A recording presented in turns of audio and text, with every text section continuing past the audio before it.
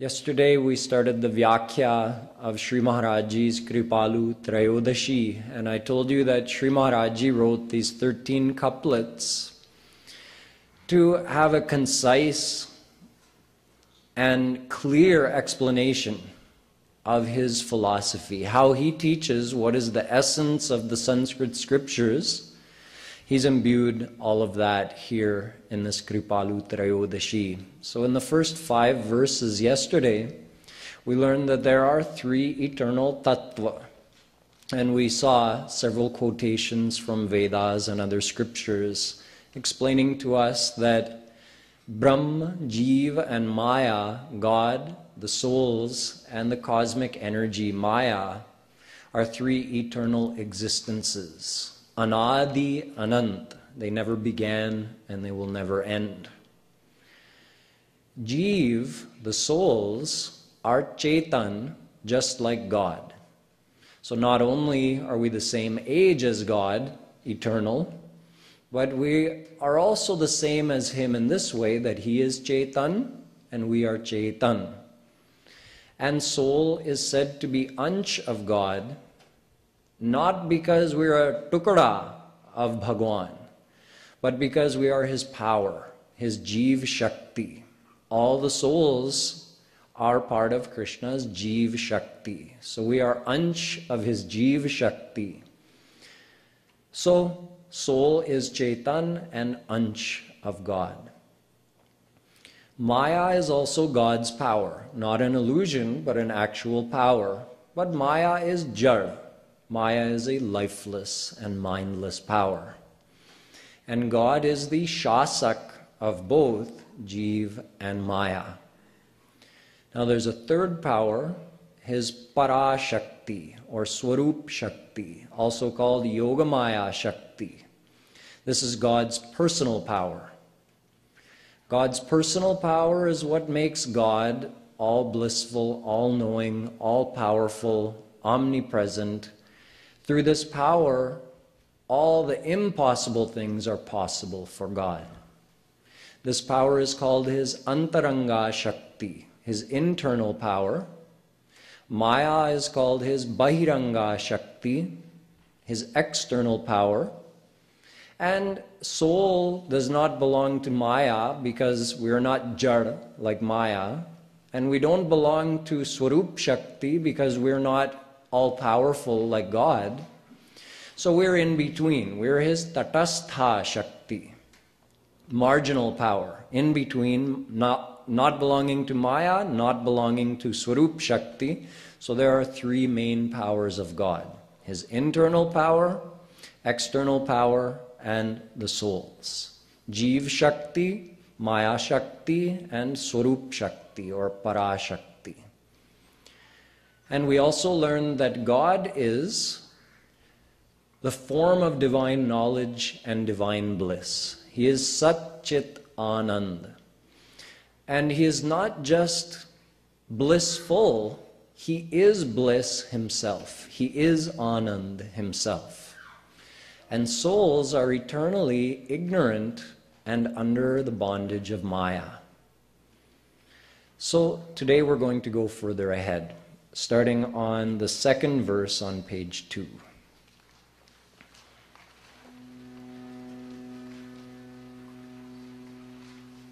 Radhe Radhe Govinda Govinda Radhe Radhe Radhe Govinda Govinda Radhe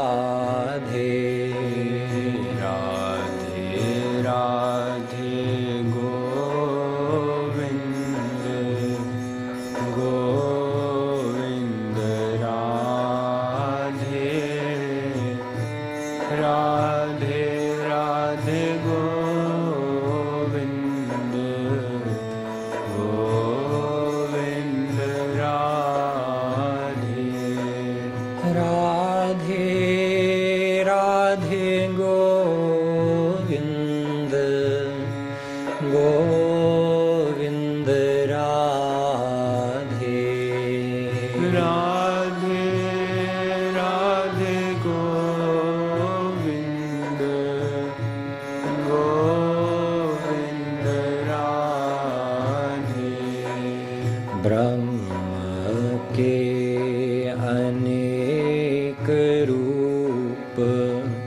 Govind Radhe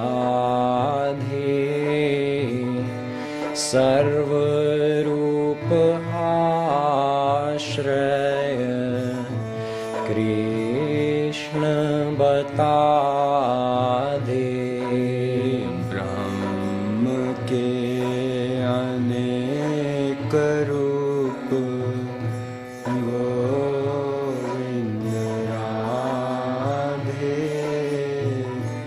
Sarvarup Ashraya Krishna Bata De.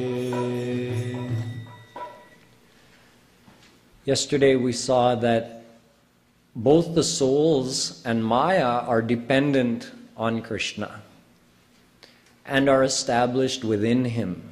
We cannot exist without him. He gives life to us and he also activates Maya, and we exist within him. We're not separate from God in that way. Everywhere God is, anywhere we can go, God is there. So we are established in God. All the forms of God are also established in Krishna. So he gives life to us. We are established in him. We are his power. We are his ansh. Maya exists in him and cannot function without him. And all the forms of God also exist within Krishna, originate from Krishna, and receive their power from Krishna. Ved asks a question. Kah paramo devaha kasyan mrityur vibheti kasya jnanena akhilam gyatam bhavati. Gopal Purvatapaniya Upanishad says, who is the Paramadev, the supreme form of God? The same Upanishad gives us the answer. Krishno havai paramam daivatam. Shri Krishna is Param Dev. He is the absolute supreme form of God. Krishna eva paro devas tam dhyayet tam rasayet, tam bhajet, tam bhajet. The same Upanishad says, Shri Krishna is Paramadev. Krishna eva paro devaha. Only Krishna is Paraha Devaha, Supreme God. So, worship him, surrender to him, remember him, meditate on him, and receive his divine love.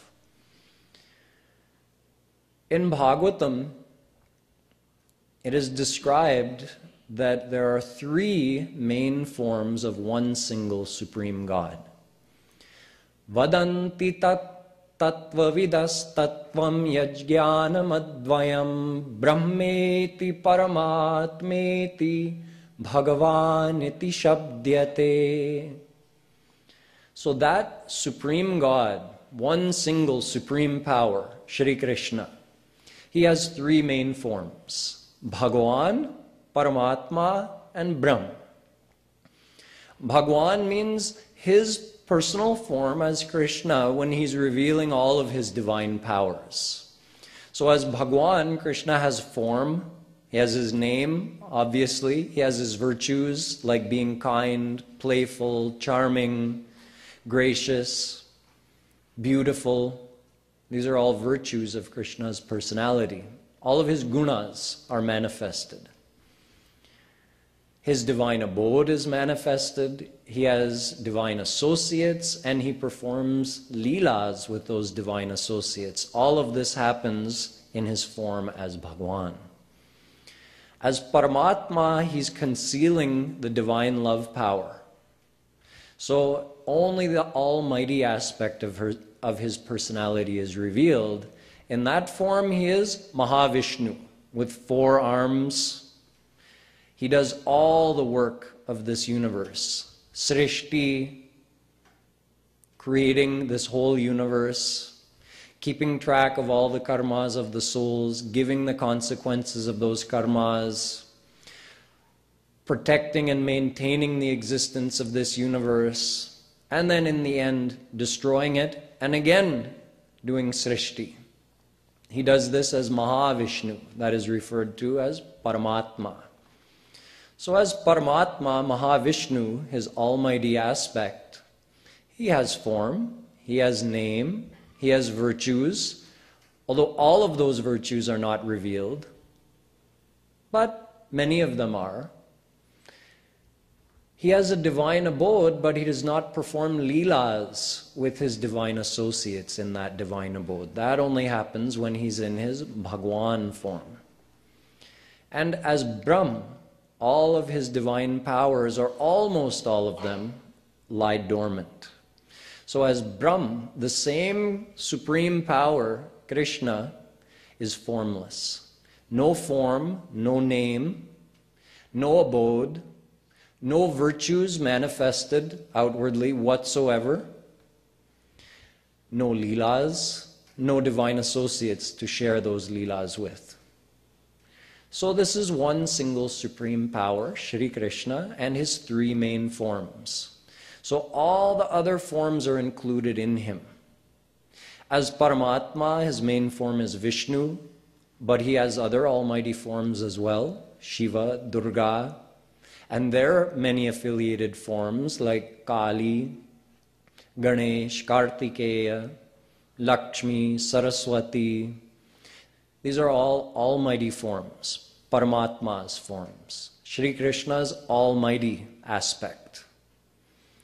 As Bhagwan, he is Krishna, but he also has another form as Ram when he's slightly more reserved in his leelas. He still has leelas, but a little more reserved. The divine love power is not fully manifested. And if almost all of the powers lie dormant, then he is formless, Nirakar, Brahm. But all these forms are Krishna. Bhagavatam says this, Avatara hyasankheya hare sattvanidher dvija. Bhagwan has asankhya avatar, uncountable different forms, uncountable different dissensions. But Krishnastu Bhagavan Swayam, the Bhagwan who's taking all of those different avatar is Shri Krishna. He is Swayam Bhagwan. Or to put it in the words of Kripalu Ji Maharaj, all forms of God are Krishna, so they are all Bhagwan. Bhagwan Vishnu, Bhagwan Shiva, Bhagwan Durga, Bhagavati Durga, Bhagwan Ram. But Shri Krishna is Swayam Bhagwan. That's the difference. They're all Bhagwan, he's Swayam Bhagwan, because they get their Bhagavata from him. They are established in him. It's said in the Devi Bhagavat Puran, it's told, related, that all the male forms of God originated from and emerged out of the body of Shri Krishna. And all the female forms of God originated from and emerged out of the body of Radharani. This is another way of describing the very same thing, although all the forms of God are eternally existing. It's not like one day Krishna decided to become Mahavishnu. He eternally has all of those forms. But this description is to help us understand that they're all established in Krishna. They're all established in Radha.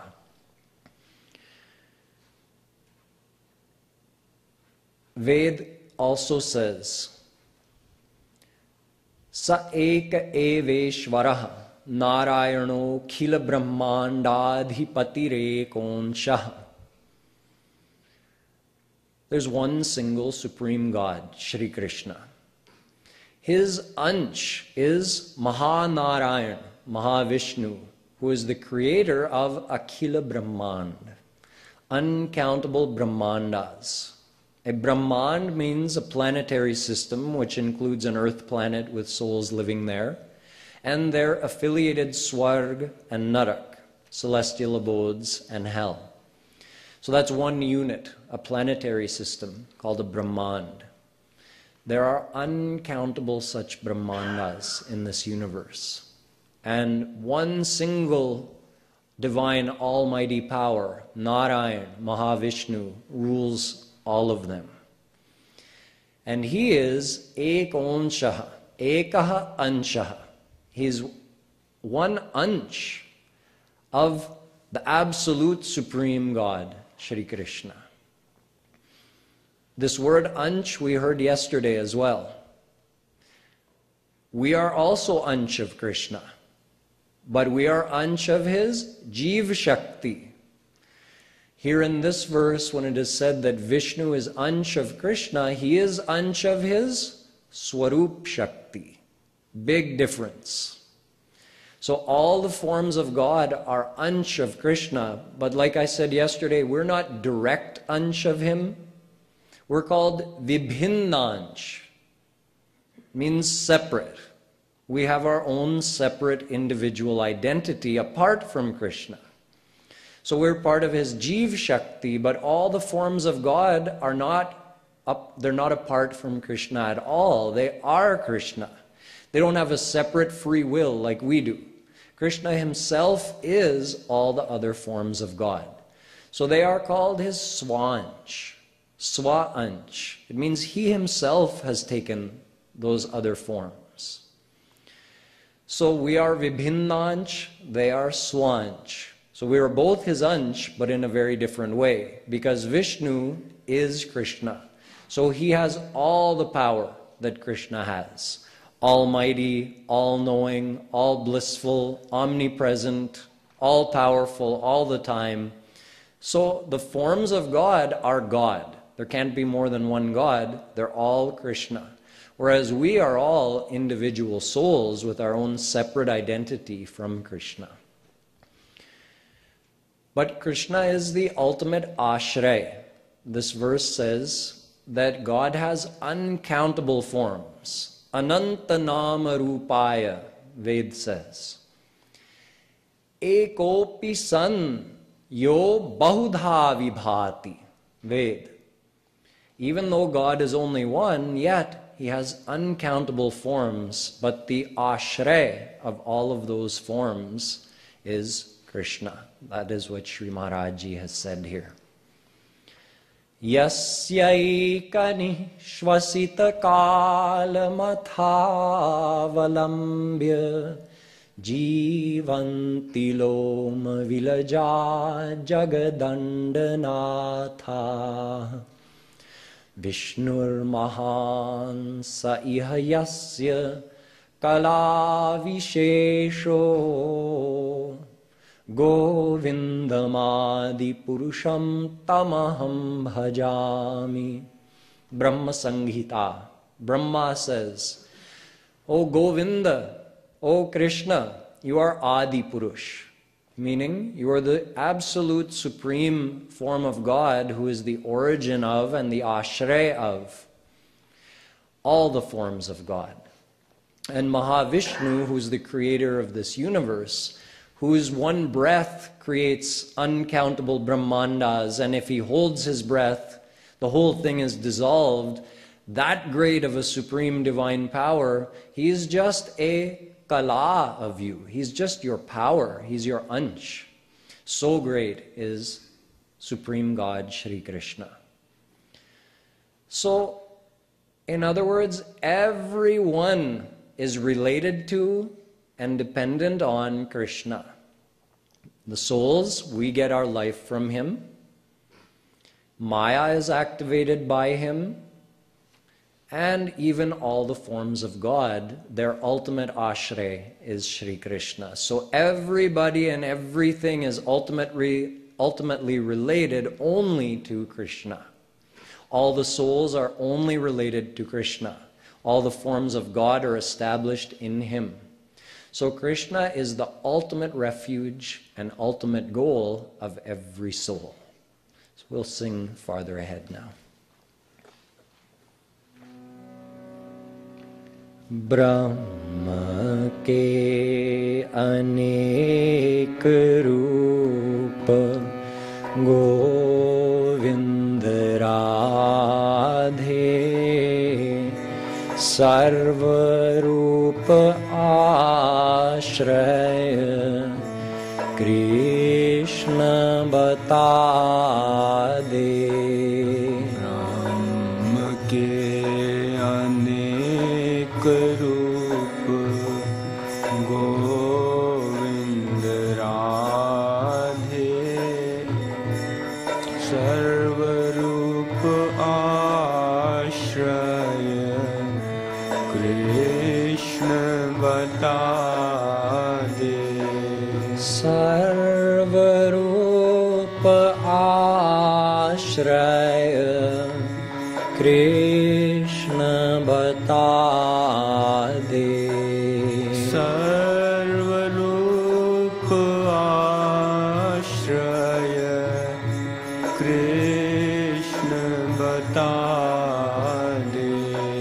Shri Krishna प्राप्ति से ही गोविंद राधे, जीव को दिव्य सुख प्राप्त हो बता दे। श्री कृष्ण प्राप्ति से ही गोविंद राधे, जीव को दिव्य सुख प्राप्त हो बता दे। जीव को दिव्य सुख प्राप्त हो बता दे। जीव को दिव्य सुख प्राप्त हो बता दे। श्री कृष्ण प्राप्ति से ही गोविंद राधे, जीव को दिव्य सुख प्राप्त हो बता दे। श्री कृष्ण प्राप्ति से ही गोविंद राधे, जीव को दिव्य सुख प्राप्त हो बता दे।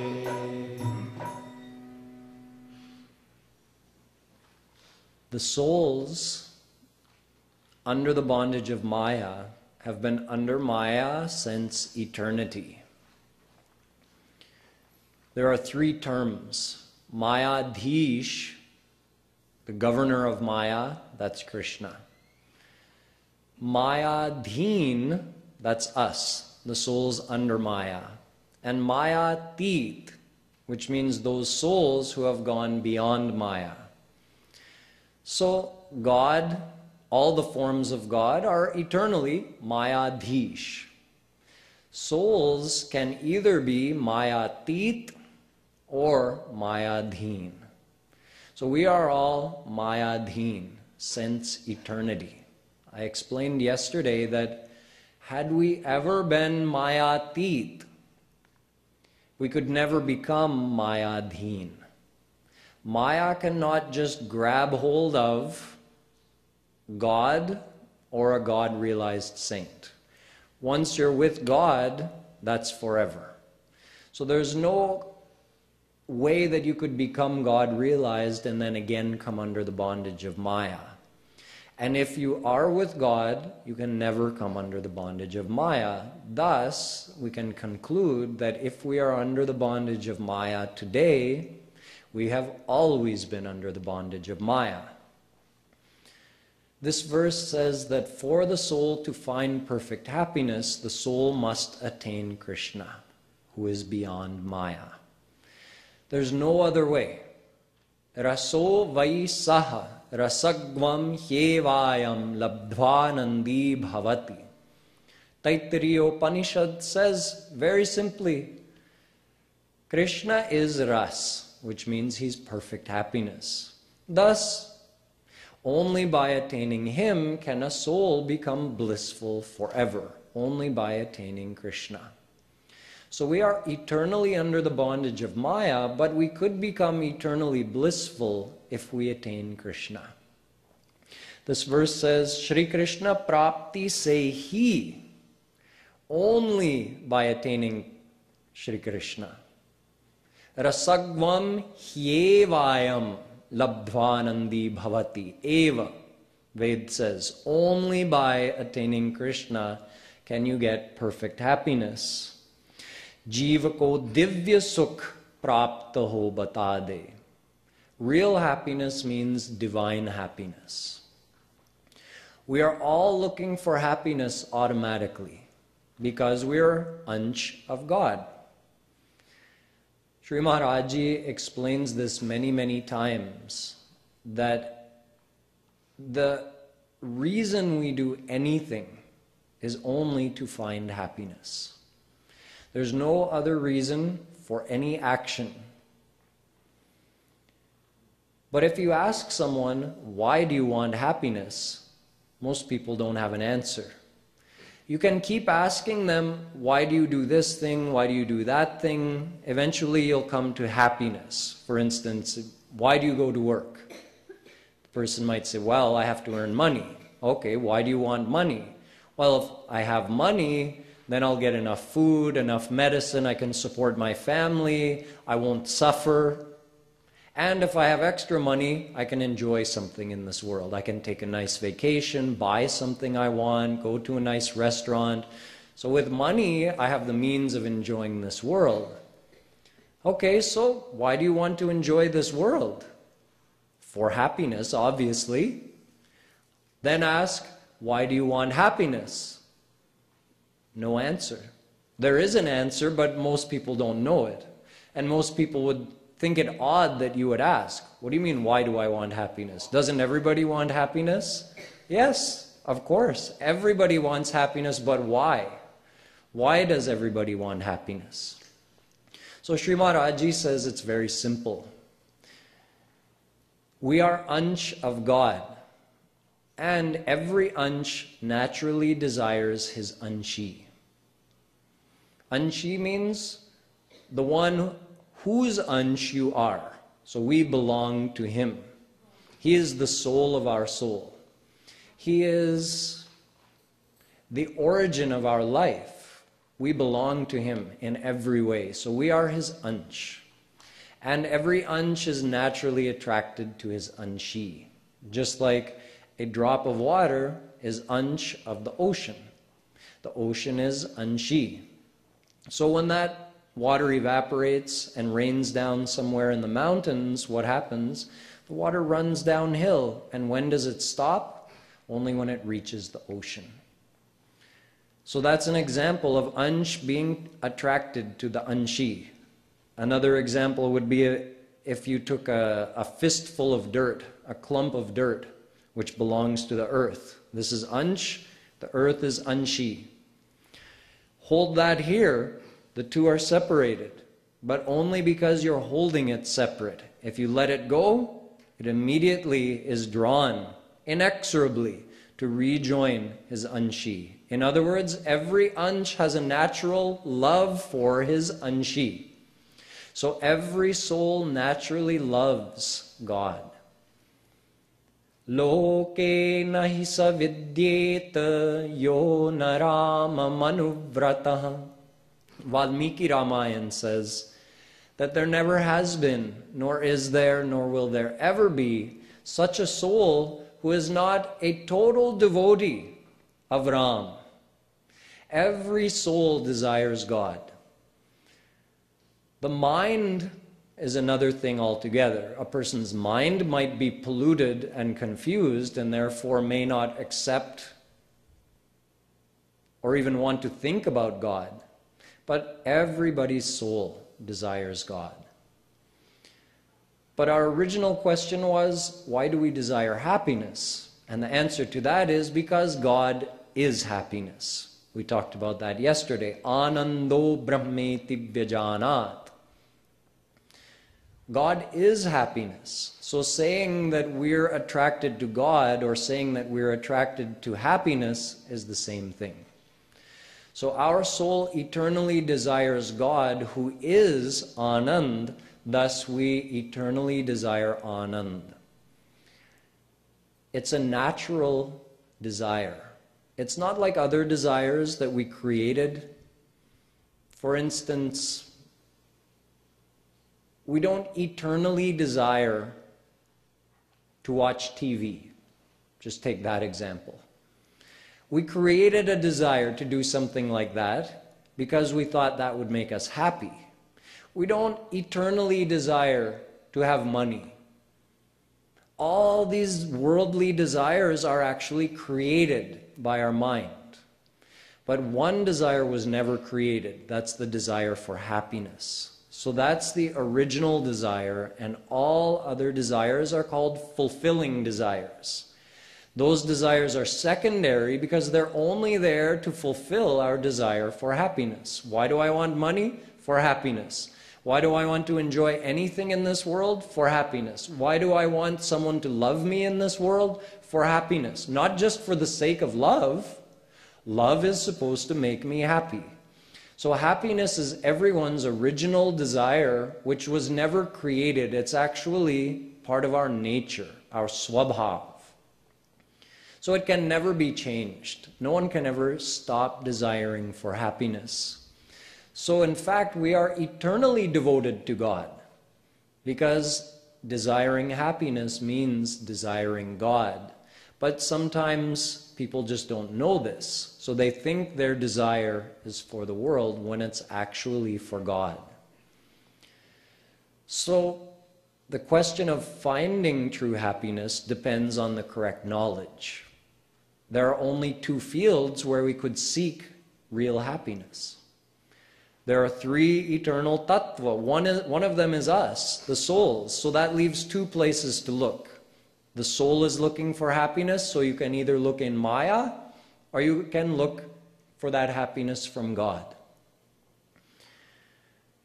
That's the only choice. The desire for happiness is the same. And every person then decides, do I look for that happiness from God or do I look for that happiness from the world? And that depends on the knowledge we've received. If someone hasn't received correct spiritual understanding, they look for that happiness from the world.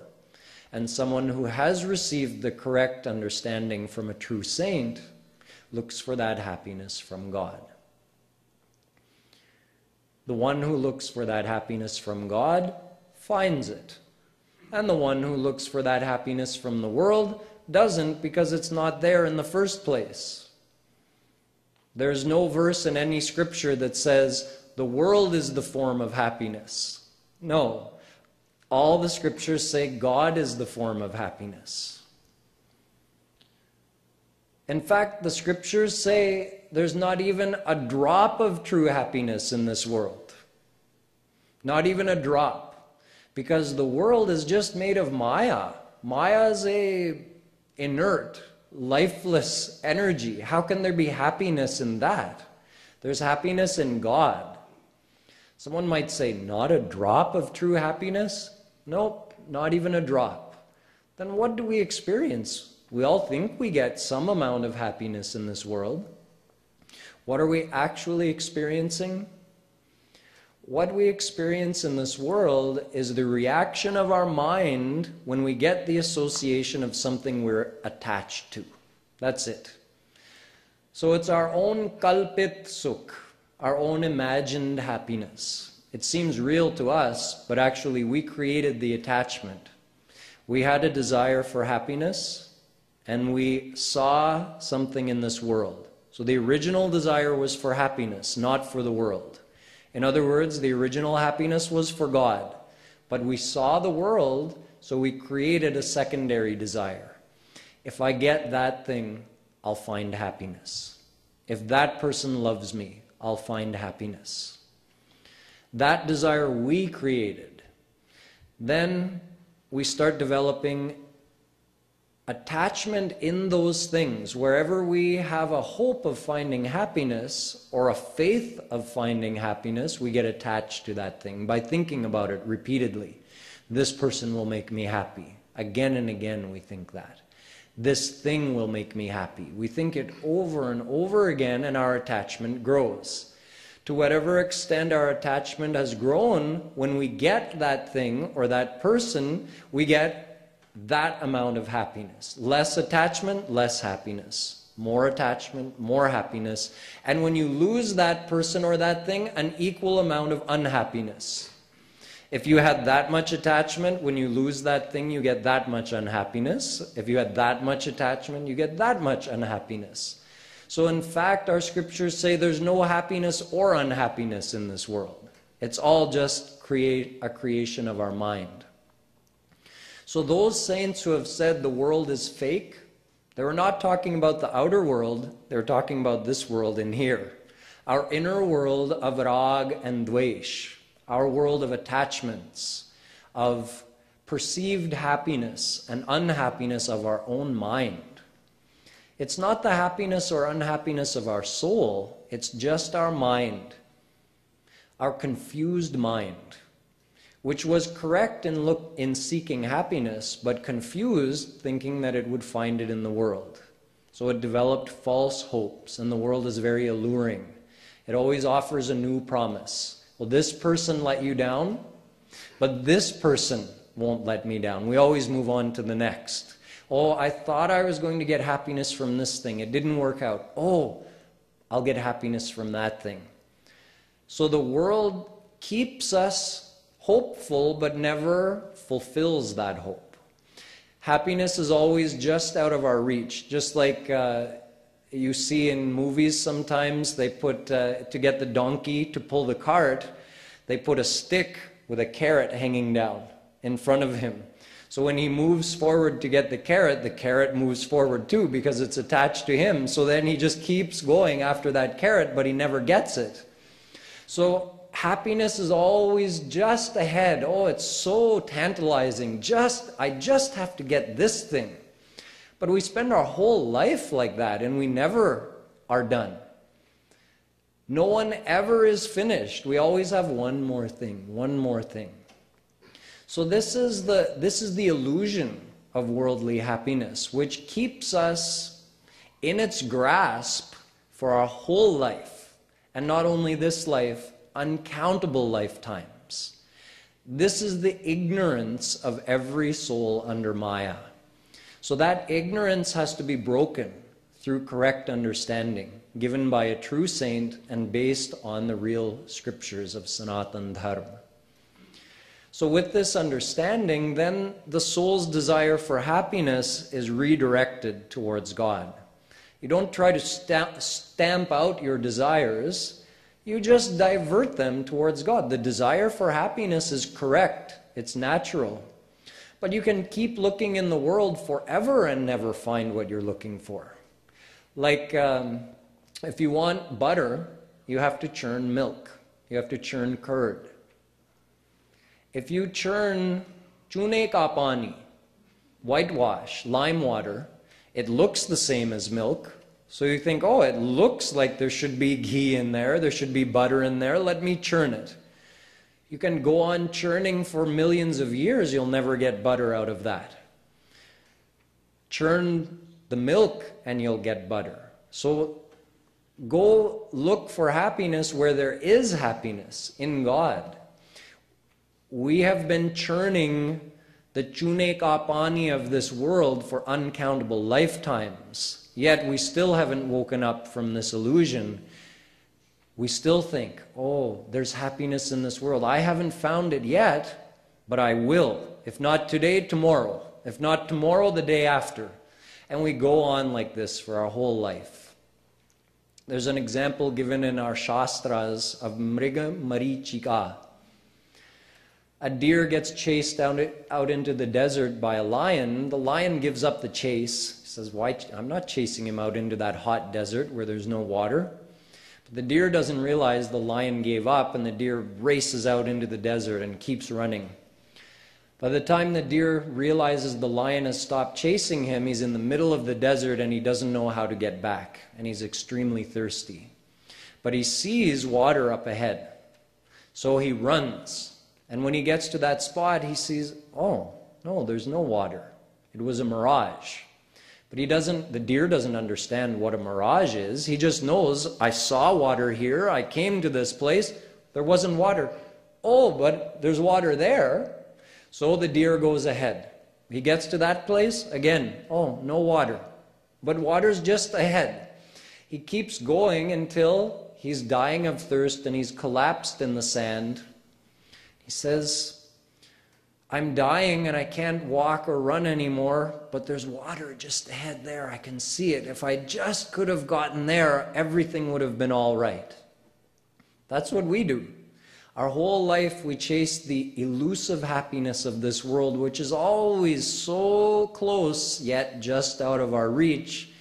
And we die and we still don't get it. On our deathbed, we're still thinking, oh, if I'd just accomplished that thing, if I'd just gotten this thing, I would have been happy. And we die. And we start over in our next life and do the same thing. So, this is the sthiti of all the souls under Maya. And we've been doing this not for 1 or 2 lifetimes, for uncountable, unlimited lifetimes since eternity we've been doing this. Yet we call ourselves intelligent. Oh, I'm MA, I'm BA, I'm PhD. We have these big degrees. We think we're intelligent. But how can we call ourselves intelligent when we haven't even been able to understand this basic point that where is happiness? Is it in Maya or is it in God? And we've had uncountable saints come to us and tell us this basic fact.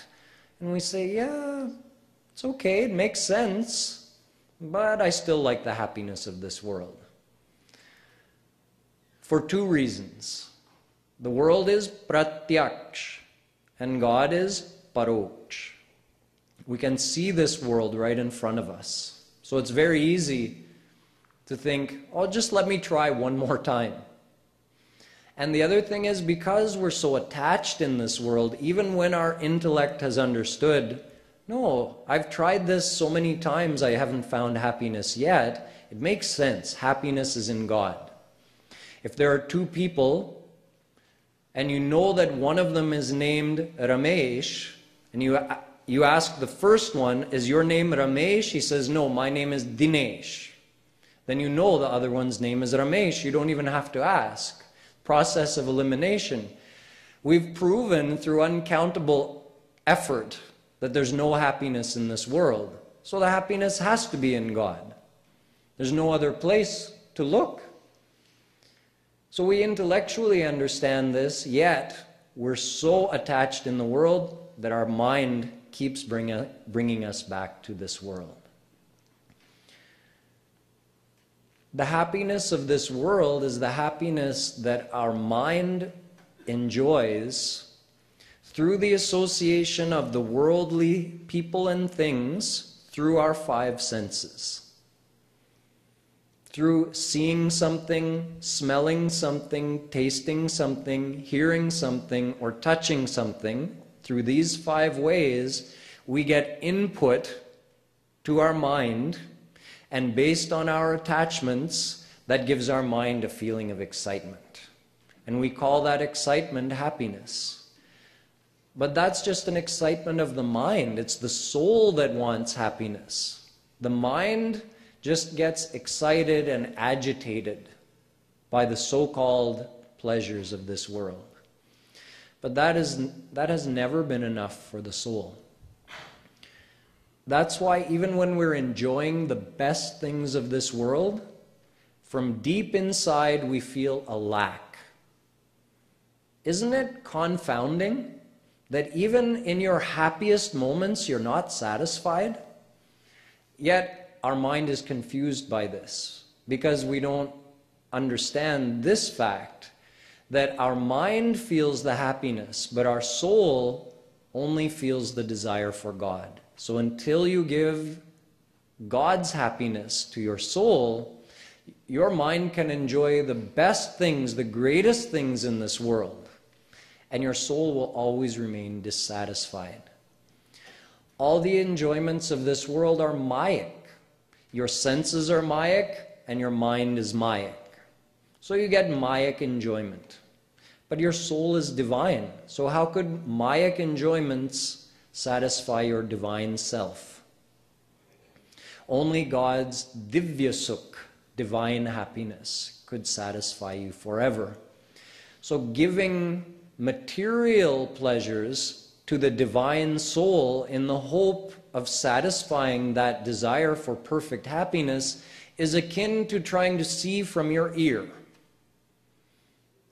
It's completely illogical. You would never try to see from your ear. You hear from your ear and you see from your eyes. So the world can give your body what it needs. It can give sustenance to your body. It cannot give happiness to your soul. The world is here for a reason. It's not useless. It's here for your body. God is here for your soul. So your soul, it pervades your whole physical body. And God pervades this whole world. So, God who pervades the world is for your soul, which pervades your physical body, and the world is for your body. So both are there for us. God is here and the world is here. The world is here for our body, and God who pervades the world is here for our soul. So, if we look for happiness from God, we will get it. But we've never wholeheartedly looked to Him. His happiness has three qualities as defined by the Vedas. Yo vai bhuma tat sukham, Chandogyopanishad. Real happiness, real divine happiness must be unlimited in amount, everlasting, never-ending, and ever-increasing, every moment multiplying and increasing. The happiness of this world doesn't meet even one of those qualities. We know that worldly happiness is always in limitations. However much happiness a person has, he can always find someone who has something better than he does. Even Indra, who has so many millions of times more power and pleasures there in Swarg than we have here. Indro vanchati brahmam padam. Indra desires Brahma's seat because he sees, oh, Brahma has much more power and Aishwarya and luxuries than I have. So even in Swarg, the enjoyments, the happiness is always limited, and it's for a limited time. That's our own experience. No one has ever gotten a happiness in this world that lasted forever. Same thing in Swarg. It's all temporary. And instead of being ever increasing, whatever happiness we do find in this world, the first moment of enjoyment is always the best. I'm sad to say, we're always sad to admit this fact. The first moment of enjoyment is the best. After that, it gradually reduces. Whether it's the taste of something that you're really enjoying, the more you keep eating it, the less enjoyment you're getting until you stop. Whether it's being with a loved one, that first moment of meeting after a time of separation, that moment is the greatest happiness. And after that, you gradually get bored. Then you need a break. No one likes to be together with the same person 24 hours a day, all the time. You need a break. So the happiness of this world is limited in amount and limited in the period. It always comes to an end. And even while you're enjoying it, every moment it's decreasing. So in every way it fails to meet the criteria of true happiness. So Sri Maharaji says in this verse, Only by attaining Sri Krishna can we find real divine happiness. So he is our ultimate refuge, our ultimate goal, and only by attaining him can we find perfect, everlasting happiness that would make us fully satisfied in our soul.